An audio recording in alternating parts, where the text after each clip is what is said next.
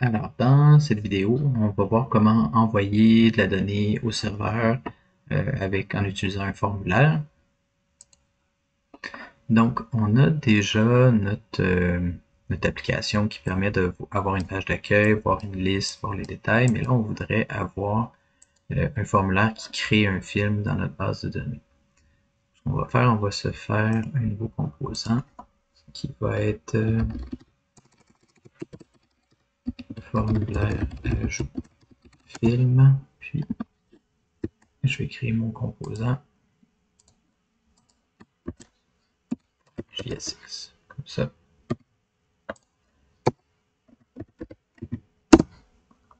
Donc j'ai utilisé un raccourci pour créer mon composant.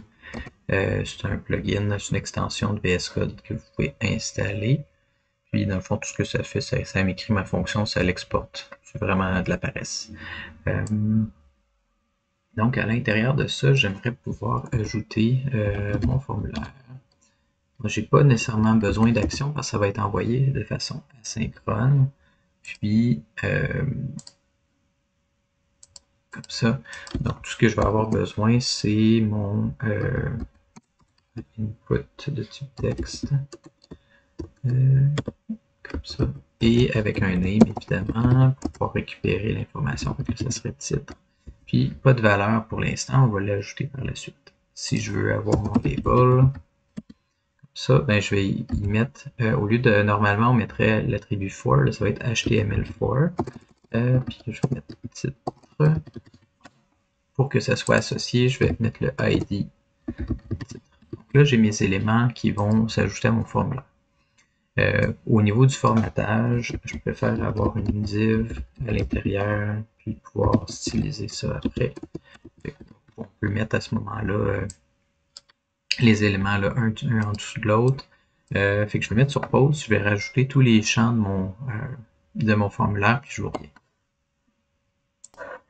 Donc, j'ai fini d'ajouter mes différents champs. Donc, je me suis fait input text, une description, pour la réalisation, les années, la vignette, etc. Puis j'ai mon bouton Submit à la fin. Donc, ce que ça va me permettre de faire, c'est que maintenant que j'ai ce composant-là, je peux retourner ici, je peux l'importer. J'ai ce que j'ai, je l'ai exporté. Donc, je vais me rajouter une route, comme ça, qui va s'appeler, je vais la placer en premier parce que c'est important. Que lui soit capté avant n'importe quel autre ID. Puis, je l'ai appelé formulaire ajout film. Puis, comme je l'ai déjà exporté, il va l'ajouter en haut correctement, sinon vous l'ajoutez manuellement. Donc là, normalement, je devrais pouvoir aller sur ma page, puis slash film, slash ajout, puis bon, mon formulaire n'est pas très beau, il faudrait faire du CSS, mais j'ai les éléments qui s'affichent. Super. Donc là, maintenant, ce que je voudrais faire, c'est dans mon formulaire d'ajout, on va y aller en étapes. On va commencer par capter l'information, l'enregistrer dans une variable, puis après ça, on va l'envoyer. On va juste gérer l'envoi. Donc, on va utiliser un useState. Je pensais que j'avais enlevé ça.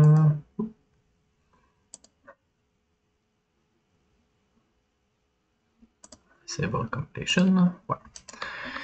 Puis, donc, j'arrive ici. Comme ça. Puis, j'ai mon useState. Puis, je vais l'enlever. Je vais importer. Là, ça m'énerve. Ok, j'ai un petit bug d'autocomplétion. Donc, données film set film, on va utiliser le useState pour gérer les données ici. Puis, par défaut, on se rappelle que le useState, ça prend une valeur. Donc, on peut mettre les valeurs par défaut. Puis, j'aurai mon titre. Puis, après ça, je peux venir placer tous les autres éléments. J'aurai un champ description.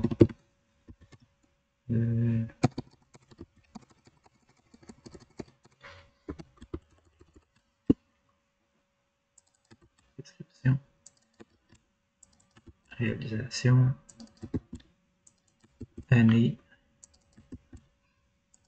petite vignette, puis le genre, lui, ça va faire l'objet d'une autre vidéo parce qu'il est un petit peu plus compliqué avec les boîtes à cocher.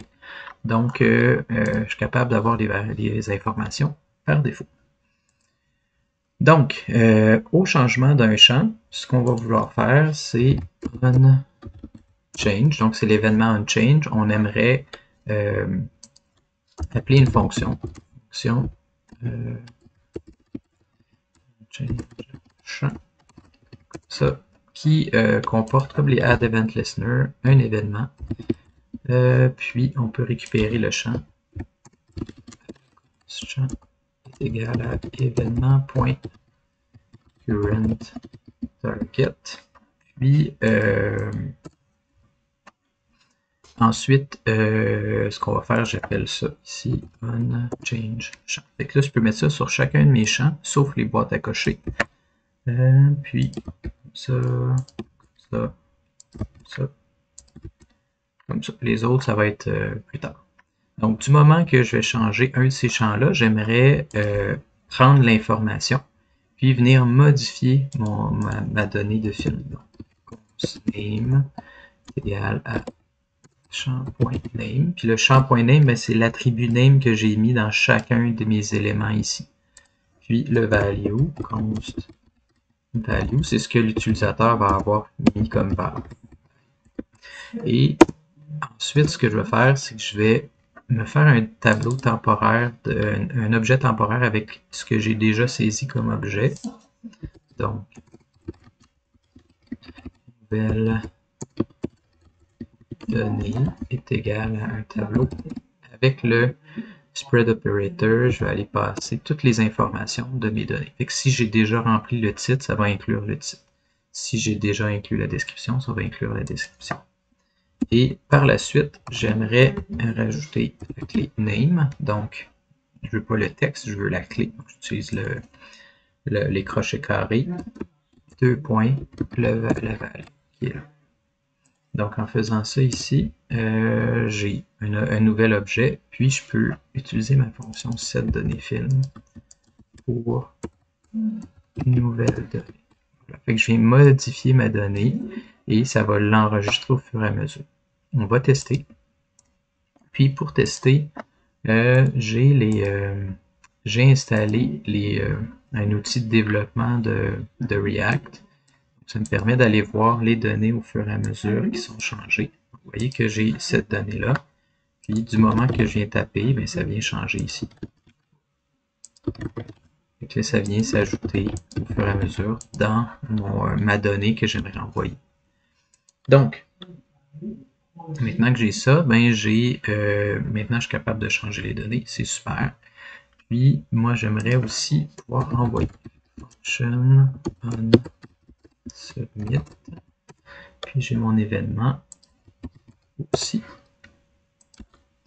Puis j'aimerais empêcher d'envoyer directement mon formulaire parce que je veux l'envoyer de manière asynchrone avec Fetch. Donc, submit formulaire. Je vais mettre un autre nom juste pour être sûr qu'il n'y a pas de conflit dans les noms des fonctions. Donc, voilà. Fait que là, du moment que je vais appuyer sur mon submit, ça va arrêter. C'est moi qui vais l'envoyer par programmation. Donc, ce que je vais faire, c'est que je vais faire fetch. Ça.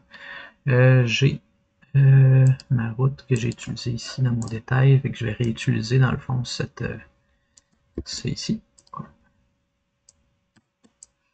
Fait que ça, c'est la route vers votre back-end, évidemment. Puis moi, ma route, ça va être un post. Puis ça va être post film.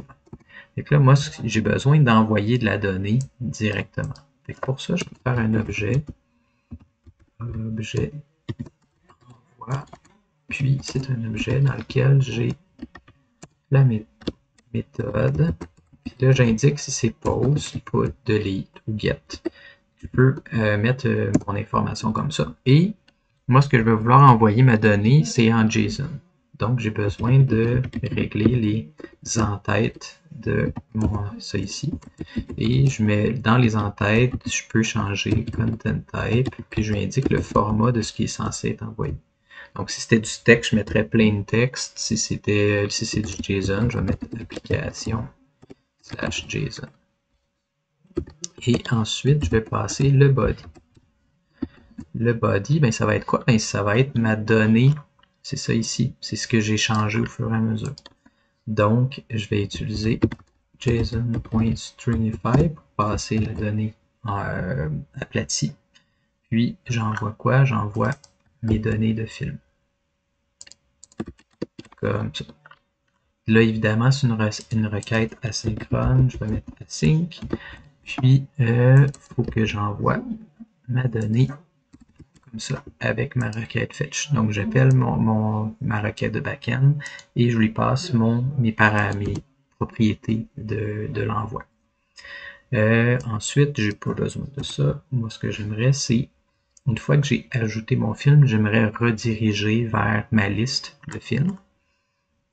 Donc, pour ça, je vais utiliser useNavigate. useNavigate est égal à useNavigate, puis celle-là importée en haut. Fait que c'est ici.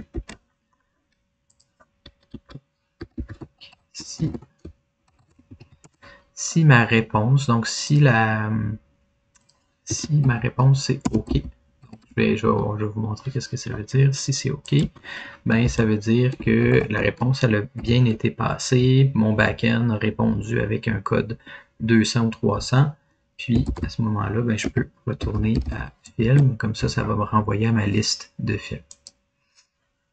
Donc on va vérifier ça ici, ça devrait fonctionner. Puis je m'en viens ici. N'importe quoi.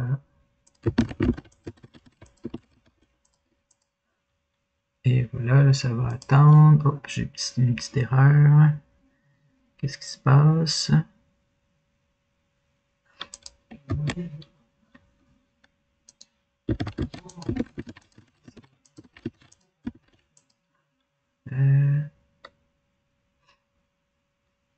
J'ai fait une petite faute à ma ligne 32. Qu'est-ce que j'ai fait? Ah, j'ai envoyé, je l'ai appelé données film, mais ça existe déjà. Fait que données réponse.